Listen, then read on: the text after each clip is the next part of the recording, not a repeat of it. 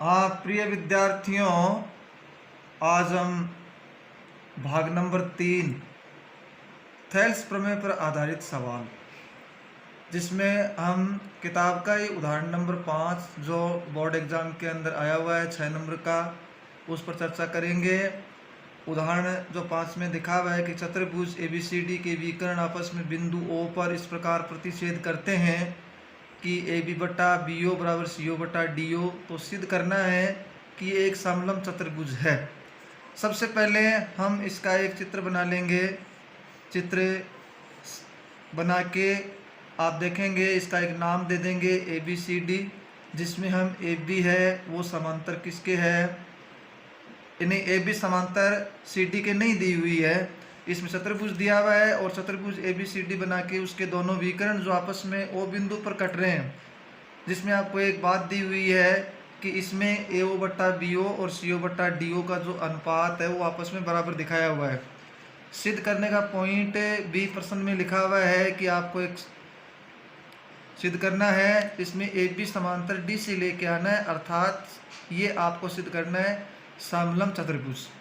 इसके लिए आपको रचना करनी पड़ेगी, ये पॉइंट आपको याद रखना है। इसमें OE जो है वो हम समांतर खींचेंगे AB के। इसके बाद में आपका पॉइंट शुरू होता है उपपत्ति का।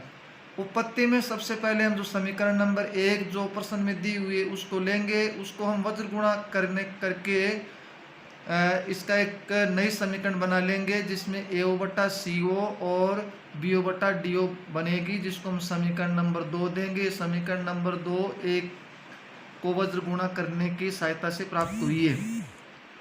उसके बाद में हम त्रिभुज ABC में OE समांतर AB जो चित्र में दिखाया गया है, और इसमें थेल्स प्रमेय का नियम लगाएंगे। थेल्स प्रमेय कहती है किसी भी त्रिभुज में कोई रेखाखंड किसी के समांतर होता है तो उसके अनुपात आपस में बराबर होते हैं। ये हम पढ़ चुके हैं वीडियो नंबर 1 में, जिसकी सहायता से हम कह देंगे कि CO बट्टा OA और CE बट्टा EB, जो मैंने 1 नंबर 2 नंबर 3 नंबर और 4 नंबर लगा रखा है अनुपात समझने की सहायता से।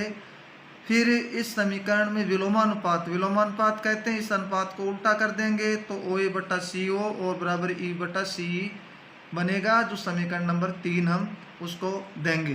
फिर समीकरण नंबर 3 और 2 में आप ध्यान देंगे तो समीकरण नंबर 2 और 3 है, उसका एक एक भाग देखिए बराबर है, AO बटा CO AO बटा CO, तो इसके दूसरे भाग बराबर होंगे।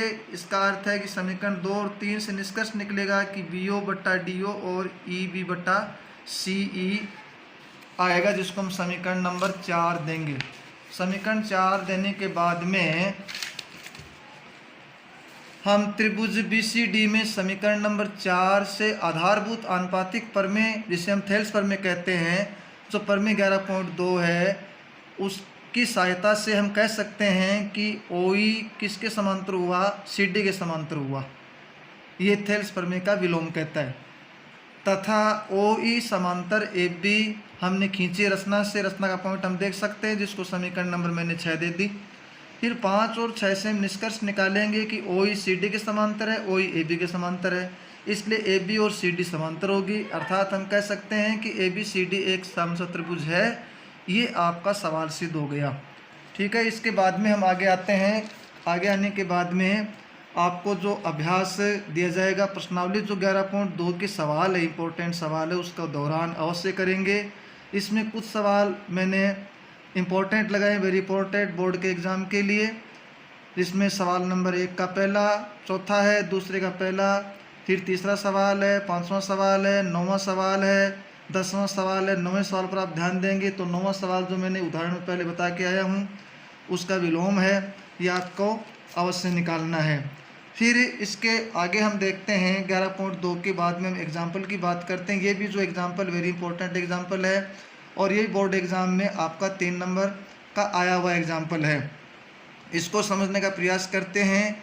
इसमें आपको चित्र दिया हुआ मिलेगा, आकृति दी हुई मिलेगी बोर्ड के अंदर, और आकृति में आप देखेंगे कि जो एक कंडीशन दी हुई है, ये कंडीशन OA इंटू OB बराबर OC इंटू OD है। हमें सिद्ध करना है कोण A बराबर C और कोण B बराबर D सिद्ध करना है। सबसे पहले हम त्रिभुजों की बात करेंगे। त्रिभुज AOD जो आपको ये दिखाई दे रहा है, त्रिभुज BOC जो आपको ये दिखाई दे रहा है, इसमें दी गई कंडीशन जो है प्रश्न में दी हुई है, इसमें हम पक्षांतरण की सहायता से जो OD है वो OA के नीचे लेके चले जाएंगे, OB है वो OC के नीचे लगा देंगे, तो इसको समीकरण नंबर 1 नाम दे दिया। ये दो भुजाओं का अनुपात बन गया है। और एक इसका जो शीर्षाभिमुख कोण आपको जो दिखाई दे रहा है, ये शीर्षाभिमुख जो कोण है, ये शीर्षाभिमुख कोण आपस में बराबर होते हैं, AOD बराबर COB, ये शीर्षाभिमुख कोण बराबर हो गया।